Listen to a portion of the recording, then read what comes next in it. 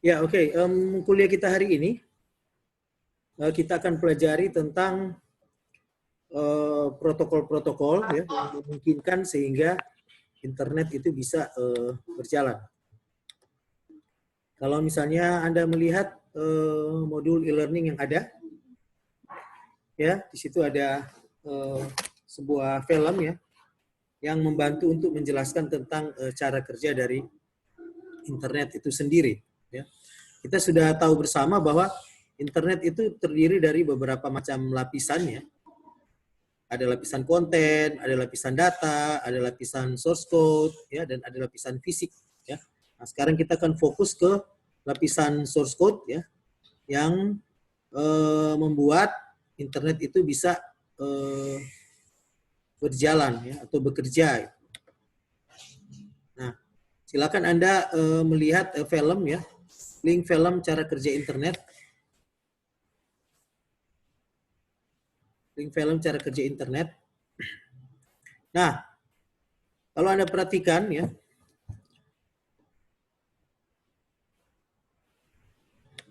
terkait dengan link film tersebut ya, di bagian yang kedua, kita lihat bahwa sebenarnya infrastruktur internet itu memiliki yang namanya bisa secara kabel dan bisa secara nirkabel. Ya. Nah, kedua infrastruktur internet ini yang membuat kita bisa saling mempertukarkan data. Ya. Seperti ilustrasi pada gambar, Anda lihat di situ bagaimana data itu dipertukarkan di dalam infrastruktur internet menggunakan teknologi binary digit. Ya. Jadi binary digit itu teknologi yang memiliki dua nilai ya. Biner, kita menyebutnya binary digit atau binary code, disingkat bit ya. 8 bit, 1 byte ya. Ada 1 kilobyte, 124 bit ya. 1 megabyte atau 3 sampai 4 megabyte untuk mempertukarkan sebuah lagu. Seperti itu. Jadi data itu dipertukarkan di internet dengan menggunakan teknologi bit. Semua data, data gambar, data suara, data film, itu diubah dulu menjadi dalam bentuk binary digit. Dalam bentuk bit yang bernilai 1 dan 0. Nah, kemudian data yang sudah diubah menjadi binary digit itu barulah disalurkan atau dipindahkan ya, dari satu device ke device yang lain menggunakan platform internet. Nah, sekarang ini untuk penentuan pembuatan binary digit ya, ada macam-macam teknologi sebelumnya ya. Tapi sekarang kita menggunakan teknologi binary digit itu dengan menggunakan arus listrik ya. Makanya tanpa listrik kita tidak bisa menjalankan komputer digital ya. Jadi kita buat data-data, informasi, gambar, video, suara yang kita miliki itu dalam bentuk digit bernilai 1, 0 dan menggunakan arus listrik ya. Seperti pada ilustrasi gambar itu arus listrik dinyatakan dengan bola lampu yang mati dan menyala atau on dan off ya. Sehingga untuk menyalurkan data dalam bentuk digit itu selain kita menggunakan electricity atau arus listrik, kita juga menggunakan time. Harus kita sepakati bahwa 1 detik 1 bit yang dipindahkan. Ya, jadi detik ke-5 bit 1, detik ke-10 bit 0. Nah, sehingga yang pertama yang harus Anda ketahui itu konsep tentang bandwidth, ya. Nah, konsep tentang bandwidth ini sangat penting ya. Karena kalau Anda mengelola load, ya, yang pertama Anda periksa dulu adalah masalah konsep tentang bandwidth. Bandwidth itu bicara soal maksimum transmisi. Kapasitas maksimum yang bisa ditransmisikan oleh device dari device satu ke device yang lain. Itu bandwidth. Di mana bandwidth itu diukur dengan bitrate atau jumlah bit yang kita bisa kirimkan dalam satu kurun waktu. Ini yang penting Anda pertama. Jadi logikanya, makin besar bandwidth, makin banyak bitrate yang bisa kita pertukarkan. Kita bisa kirim dan terima. Jadi pertama untuk masalah bandwidth dulu, ya, harus dipaham. Nah, selain masalah bandwidth, Anda juga harus paham yang namanya latensi, gitu ya. Latensi itu ukuran di dalam internet, ya, di mana mengukur waktu yang dibutuhkan untuk sebuah bit untuk berjalan dari satu tempat ke tempat yang lain. Ya, berjalan dari satu titik device ke device yang lain. Jadi bit itu perlu waktu untuk berjalan dari satu server ke server yang lain. Bit itu butuh waktu dari berjalan untuk dari laptop Anda, dari smartphone Anda ke Unzrat Zoom, server Unzrat Zoom. Seperti itu. Dia butuh waktu. Seperti itu. Bit itu butuh waktu untuk menampilkan video ini dari YouTube ke layar Zoom Unzrat yang kita gunakan sekarang. Itu butuh waktu. Nah, itu namanya latensi.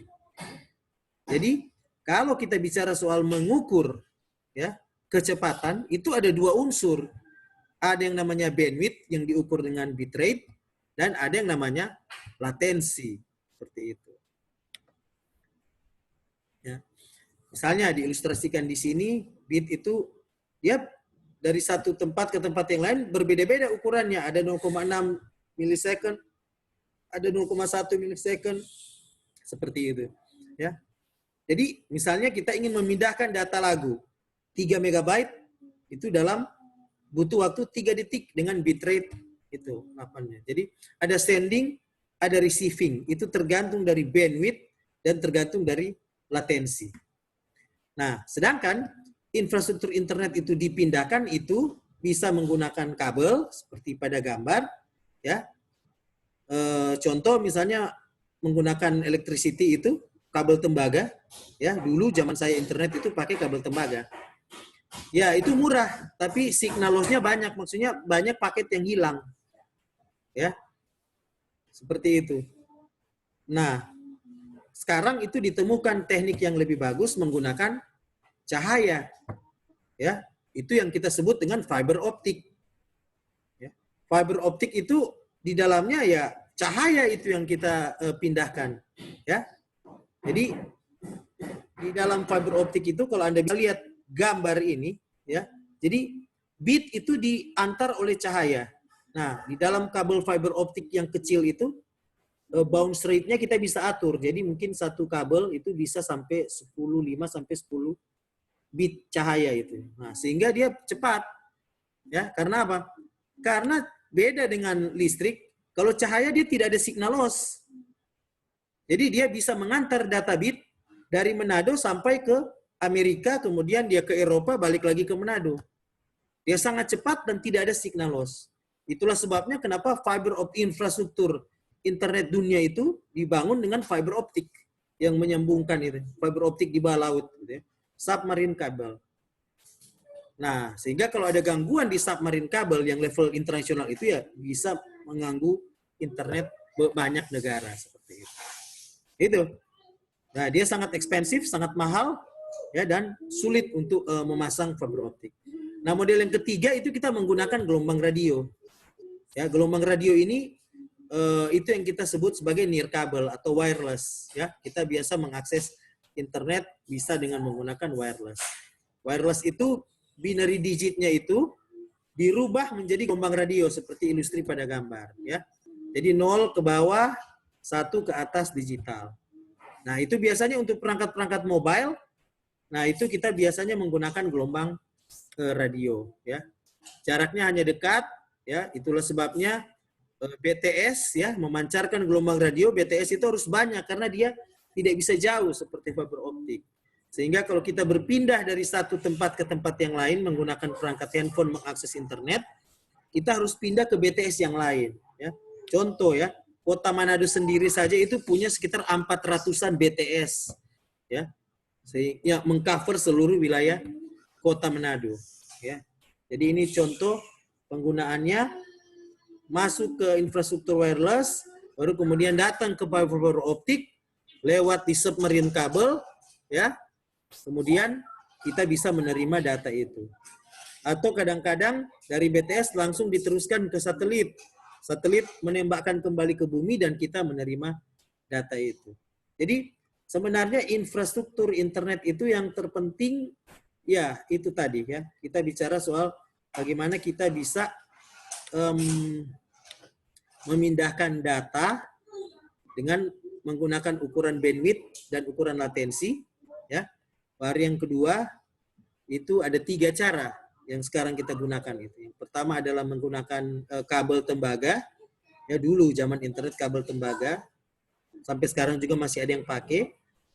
Baru yang kedua menggunakan fiber optik, dan yang ketiga menggunakan teknologi radio atau teknologi wireless. Seperti itu. Dengan 3 teknologi itu digabung, nah maka memang ada masalah dalam hal bandwidth dan ada dalam hal latensi yang perlu kita ukur. Seperti itu. Nah, oke. Itu yang pertama yang perlu Anda ketahui ya, tentang infrastruktur dari internet ya. Nah, yang kedua yang perlu kita tahu di sini adalah soal itu ya, yang terkait dengan protokol internet yang lain ya. Protokol internet yang lain ya, yang juga Anda bisa baca di paper, itu protokol TCP IP ya, seperti itu. Nah, apa sebenarnya yang dimaksud dengan protokol TCP IP?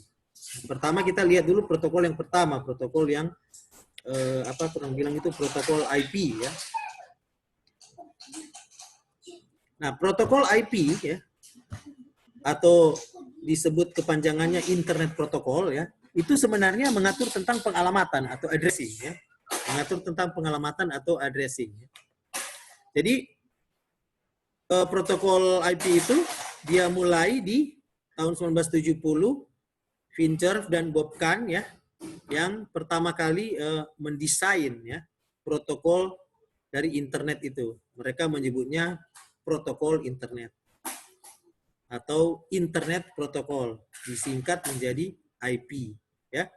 Jadi sebagai sebuah teknologi, protokol IP ini mengatur supaya 2 device yang terkoneksi dalam internet itu bisa saling bertukar data. Dan kemudian bukan hanya 2 device, seluruh device yang terkoneksi dengan internet itu bisa saling bertukar data. Ya. Jadi protokol internet itu dibangun dengan sebuah desain, ya, di mana internet itu bekerja dengan menggunakan protokol. Ya. Nah, itu protokol itu apa? Protokol itu adalah a well-known set of rules, aturan-aturan, standar yang harus dipatuhi, yang digunakan untuk supaya 2 mesin bisa saling berkomunikasi. 2 mesin berbeda bisa saling berkomunikasi. Seperti itu. Ya. Nah, itu menggunakan protokol. Jadi internet berjalan, internet bekerja dengan menggunakan protokol. Nah, protokol ini harus dipatuhi oleh pengguna. Ya, wajib dipatuhi oleh pengguna. Karena kalau tidak, ya tidak bisa bekerja. Jadi internet itu menggunakan desain filosofi ya, sehingga bisa mengadop teknologi baru yang dicantolkan di internet tersebut. Kenapa bisa bekerja? Ya karena ada the set of protocol. Nah, protokol yang pertama itu protokol IP atau internet protokol. Protokol IP itu mengatur bahwa semua device yang menggunakan internet, yang mau menggunakan internet, harus memiliki alamat. Ya, harus memiliki address. Harus, dan alamat itu harus unik. Seperti misalnya smartphone saya itu alamatnya 141.72.251.38. Sedangkan laptop saya 89.102.155.12. Jadi alamat setiap device yang terkoneksi dengan internet itu berbeda-beda. Ya. Komputer yang kita gunakan semua ini sekarang terkoneksi ke internet, alamat IP-nya berbeda-beda. Itu protokol pertama dengan internet. Ya. Gaya kerja protokol pengalamatan dalam internet atau IP itu ya kurang lebih seperti dalam penulisan surat, ya, surat biasa. Jadi setiap surat kan itu ada alamat, ya, seperti itu. Nah, jadi ini yang disebut dengan internet protokol atau kita biasa menyebutnya IP.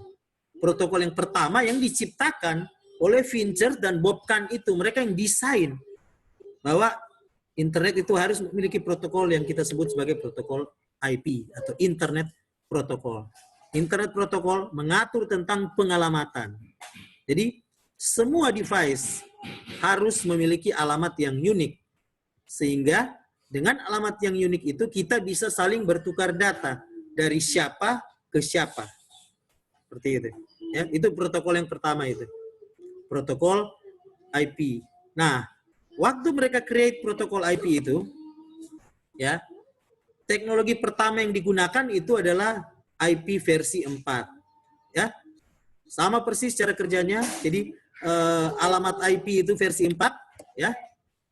174.129.14120. 174 itu ini binary digitnya, nilai bitnya. 129 ini nilai bitnya. Nah, nanti kemudian nilai bit itu yang ditransmisikan di internet. Seperti itu ya. Jadi 32 bit untuk satu alamat unik di setiap device. Di mana alamat unik tersebut mengatur tentang, jadi ada yang menunjukkan country, ya, negara, asal, region, wilayah, ya, subnetwork, ya, yang digunakan, dan yang terakhir device unique. Seperti itu, ya. Alamat IP dia isinya itu, ya, ada negara, ada region, ya. Kemudian ada network dan ada device unique. Seperti itu. Nah, ini di tahun 1980 mulai digunakan sampai akhirnya tahun 2014 IP versi 4 itu habis. Semuanya sudah terpakai. Ya, sehingga mereka membuat, ya, yang baru, ya, yang disebut dengan IP versi 6, teknologi IP versi 6. Kalau Anda lihat di sini, teknologi IP versi 6 itu tidak lagi menggunakan 32 bit, tapi sudah 128 bit alamatnya. Lebih panjang, sehingga dipastikan bahwa alamat IP versi 6 itu tidak akan pernah habis, meskipun digunakan oleh seluruh penduduk dunia. Nah, karena IP itu menggunakan angka, ya, menggunakan angka, nah biasanya kita sulit menghafalnya. Ya, contoh ya, www.example.com itu 153.104.63.227.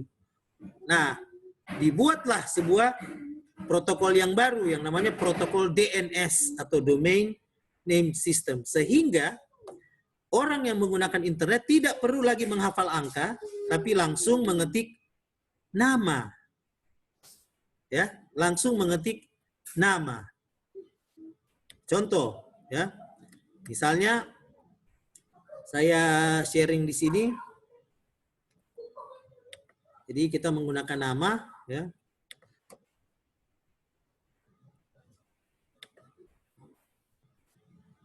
Tunggu sebentar ya. Jadi kita gunakan misalnya nama domain, ya. Ini saya mau contohkan misalnya nama domain. Ya, ini. Misalnya kita sekarang searching di internet, kita hanya perlu mengetik kata Unsrat, ya. Kita ketik kata Unsrat, nanti browser akan tampilkan Unsrat. Di sini www.unsrat.ac.id. Sehingga makin mudah bagi kita ini, ya. Seperti itu, makin mudah bagi kita. Tapi sebenarnya Unsrat itu server domain, ya, nama domainnya. Tapi dia sebenarnya ada alamat IP-nya. Ya, alamat IP. Jadi misalnya di sini kita berusaha untuk menemukan alamat IP dari Unsrat, ya. Ini Unsrat sudah muncul. Nah, kemudian saya contohkan di sini. Kita sekarang mau itu misalnya. Kita mau cari tahu ini Unsrat ini DP alamat IP apa, ya. Nih, ya. Merupakan menggunakan sebuah perangkat, saya ping www, saya hanya tahu Unsrat kan. Enter. Nah, di sini Anda bisa lihat yang sudah mulai muncul, ya. Nih, dia langsung ini ternyata alamat IP Unsrat ini.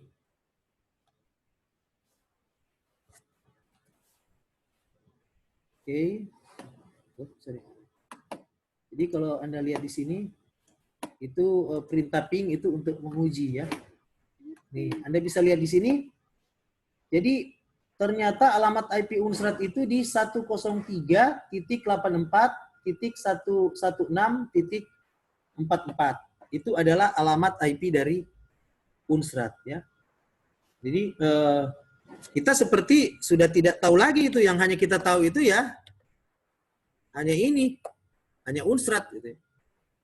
Nah, karena ada yang namanya protokol domain name system ya. Jadi ini kita hanya tahu ini aja. Namanya sudah berubah menjadi www.unsrat.ac.id. Alamat IP yang tadi ya, seperti itu. Itu ya.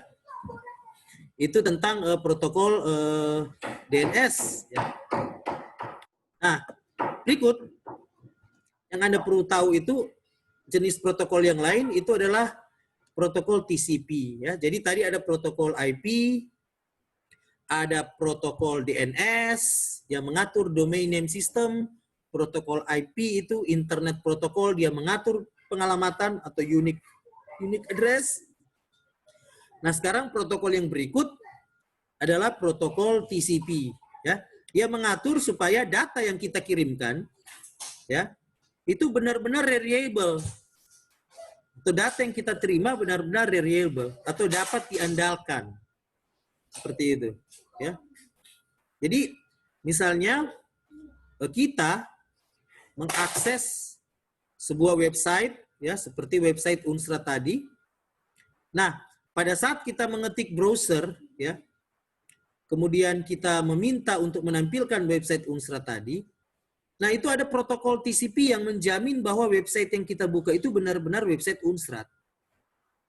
Dan data yang ditampilkan oleh website Unsrat itu benar-benar data yang diupload oleh website Unsrat itu. Nah, itu protokol lain itu yang mengatur itu, namanya protokol TCP. Ya. Jadi kalau protokol IP mengatur soal pengalamatan, nah protokol TCP itu mengatur soal reliable, ya, soal keandalan data yang kita akses, seperti itu.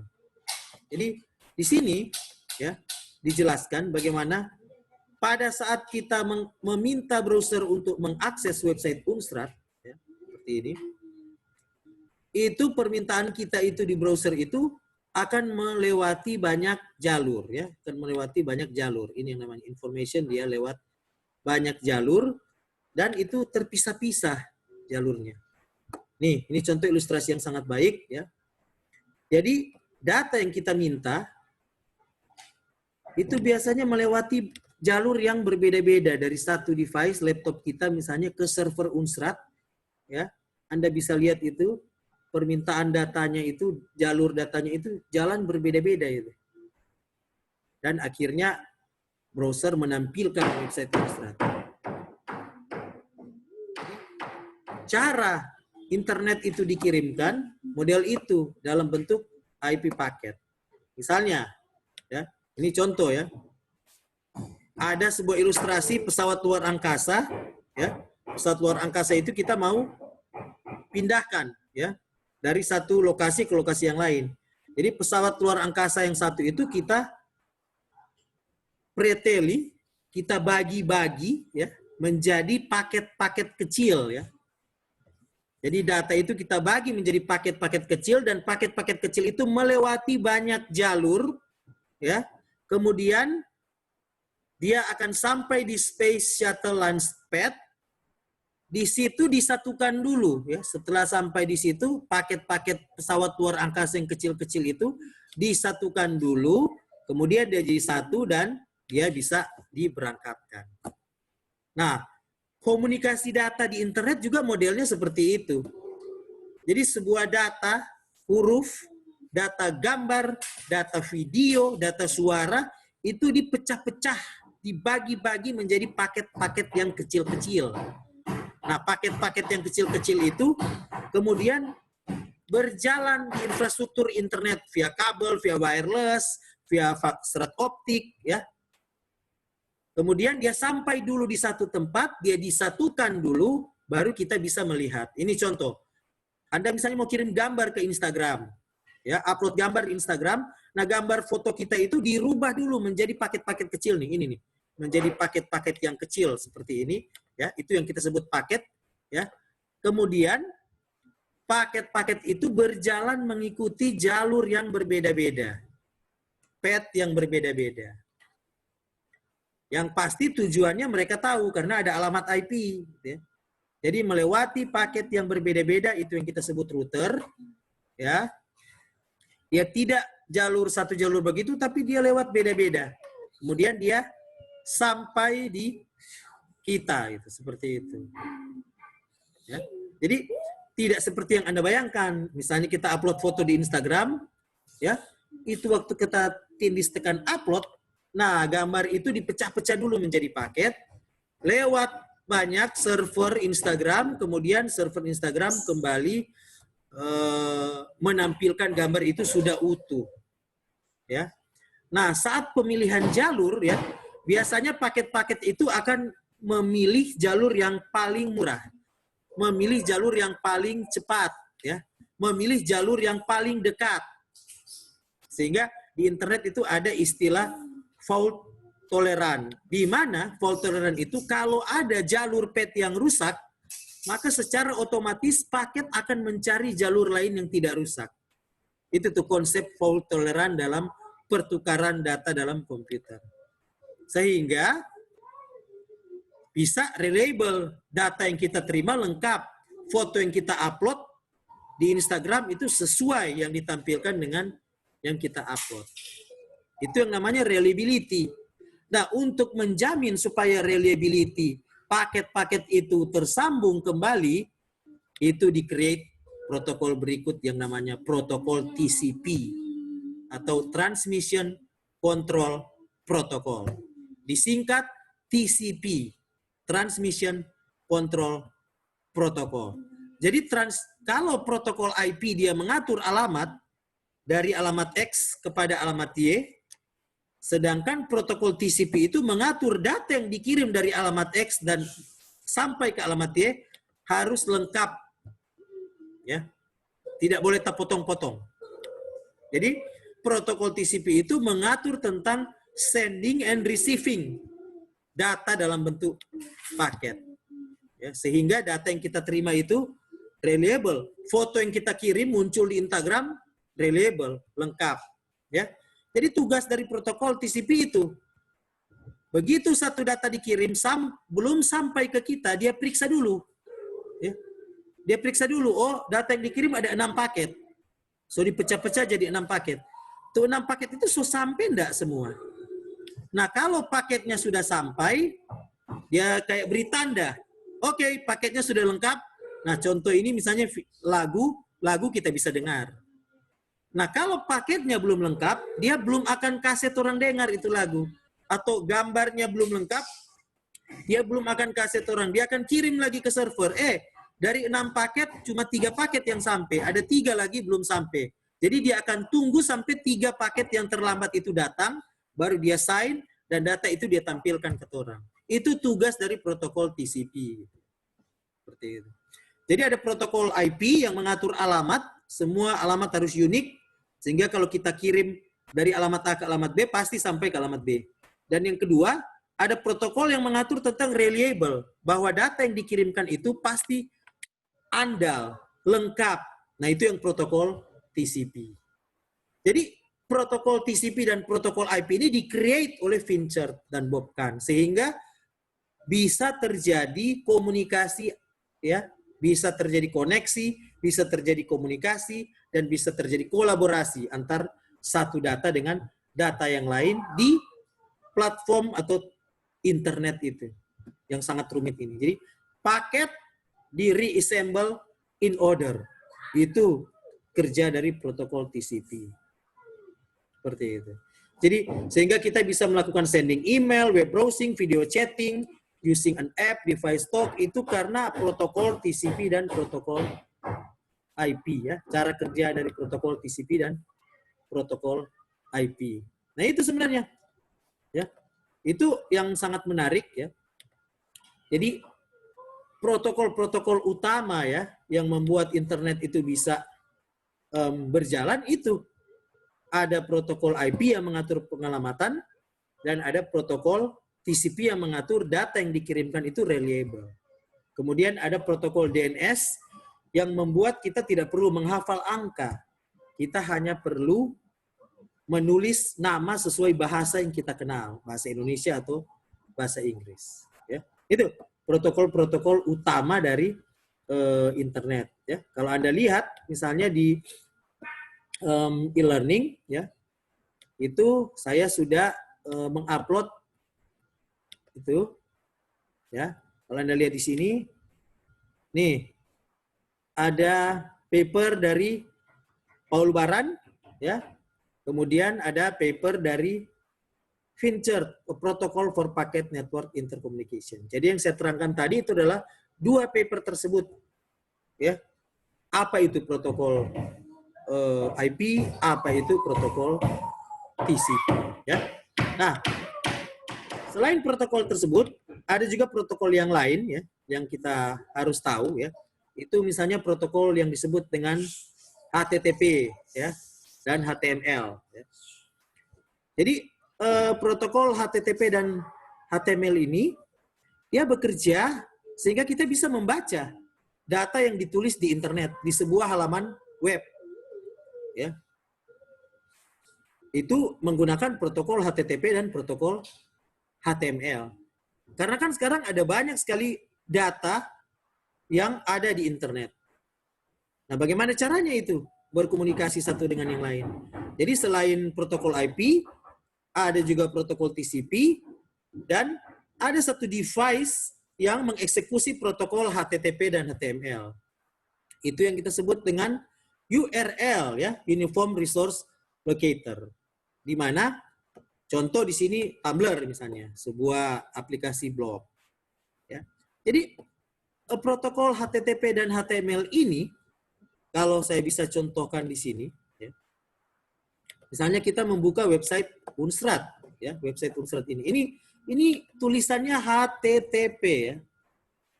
Jadi kita bisa membuka website Unstrat karena Unstrat itu telah memiliki teknologi HTTP, ya. Di mana teknologi ini ya, dia ditulis dalam bahasa HTML, ya. Tunggu sebentar ya. Saya coba tampilkan bagaimana ini ditulis dalam bahasa HTML.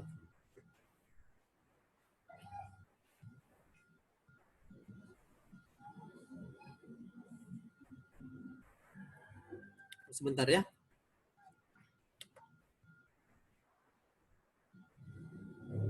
Nih, begitu kita klik view page shorts. Nah, Anda akan, kalau di layar ini adalah contoh dari HTML, Hypertext Markup Language. Ya, Anda bisa lihat di sini, Hypertext Markup Language inilah atau HTML inilah yang menampilkan website Unstrat. Jadi, kalau HTTP, dia itu mengatur tentang server mana yang akan kita tuju, sedangkan isi server itu modelnya seperti apa, ya ini. Misalnya, untuk ini ya, yang bagian atas ini, yang saya beri biru, dia akan menampilkan ini yang atas, Universitas Samratulangi. Jadi, server HTTP memuat Universitas Samratulangi ini. Sedangkan HTML dari paling atas itu, ya ini, ditulis dalam berapa baris ini? Sekitar 28 baris. Seperti itu. Ya, itu adalah contoh dari HTTP dan HTML di website Unstrat. Jadi pada saat kita mengetik ya di browser alamat Unstrat, nah nantinya server-server HTTP dan server-server HTML Unstrat akan menampilkan kepada kita apa yang kita minta. Yang kita minta ya tadi yang mereka tampilkan. Ya, dengan menggunakan protokol HTTP, Hypertext Transfer Protocol. Ya. Ini. Jadi HTTP itu adalah bahasa pemrograman yang digunakan untuk berkomunikasi antara web browser dan server. Ya. Contohnya di sini, saya menyuruh web browser menampilkan Unstrat. Ya. Dari web browser saya tampilkan ini, ya, dan web browser tersebut menampilkan apa yang saya minta menggunakan Hypertext Transfer Protocol. Seperti itu. Ya, jadi biasanya kalau kita ini menyuruh menekan enter di browser, kita menggunakan perintah get request ya di dalam HTML. Nanti ya, selebihnya kita akan belajar bagaimana membuat website. Nanti Anda akan lihat ini perintah-perintah get dan post ya dengan menggunakan protokol HTTP dan HTML. Begitu kita tekan enter, itu sebenarnya kita meminta get document name Unstrat gitu ya. Get request Unstrat. Nanti akan ditampilkan semua nih. Semua halaman itu. Nih misalnya contoh perintah get login. Ya, get login itu kita bisa tampil di halaman portal Inspire yang pertama yang menampilkan username dan password. Itu get login biasanya. Itu contoh dari HTTP ya. Tapi kontennya itu ditulis dengan menggunakan HTML atau Hypertext Markup Language ya. Hypertext Markup Language ini misalnya judulnya di atas ya, baru gambarnya ini ya, seperti itu ya, seperti yang saya tampilkan tadi. Ini contoh HTML dari halaman pertama dari Unstrat ya. Seperti itu ya.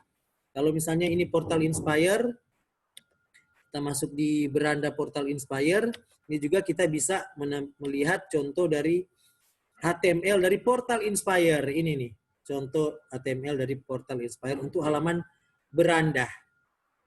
Ya. Jadi tiap halaman website itu beda-beda HTML-nya. Tapi dia menggunakan standar HTML tertentu, bahasa HTML tertentu.